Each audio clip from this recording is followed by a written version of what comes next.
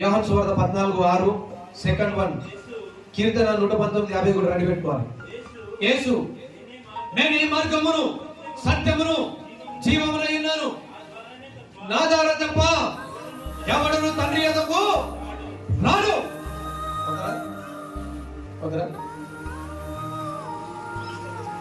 ఆయననే మార్గము.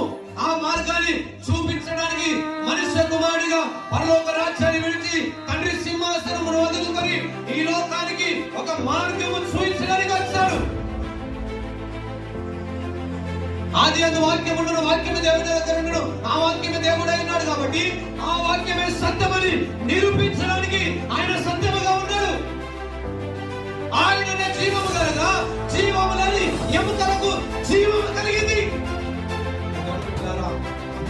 ఆయన నేనే మార్గమును సత్యమును జీవమునైనను, నా ద్వారా తప్ప తండ్రి యొద్దకు ఎవడు రాడు చేరలేడు.